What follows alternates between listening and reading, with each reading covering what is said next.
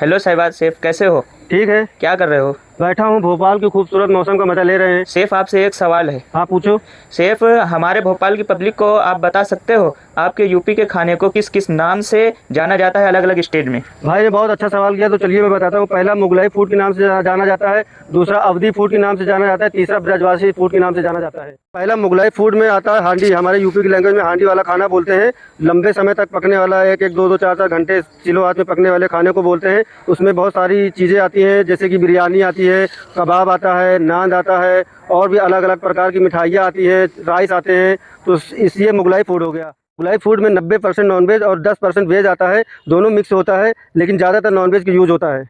और अवधी फूड का भी सेम सेम यही प्रोसेस होता है। उसमें 90% वेज रहता है, 10% नॉन वेज रहता है, और उसको वो खाना कढ़ाई में पकाया जाता है सिलो आंच में, और काफ़ी घंटों तक पकाया जाता है। अलग अलग तरह के वेज ग्रेवी रहती है, वेज बिरयानी रहती है, रोटी नान रहते हैं, बहुत अलग अलग प्रकार की मिठाइयाँ रहती हैं। ये अवधी फूड में आता है सारी चीज़ें। हमारे ब्रजवासी फूड में जो खाने से हट के हल्का नाश्ता होता है, उसमें पूरी सब्जी, समोसा, छोला भटूरा और चाय, चिप्स विप्स और बहुत सारी चीज़ें हैं अलग अलग प्रकार की, और बहुत सारी मिठाइयाँ होती है। ब्रजवासी फूड में नॉनवेज का कोई रोल नहीं होता है, उसमें नॉनवेज नहीं आता है। ऐसे फास्ट फूड बोलते हैं हमारे यूपी की लैंग्वेज में। तो ब्रजवासी फूड में ये सब आता है। तो आपसे ये कहना चाहूँगा लास्ट में, नॉलेज और हुनर ऐसा रखो कि तुम्हारा महफिल में शांत बैठना भी लोगों के पसीने छुड़ा दे।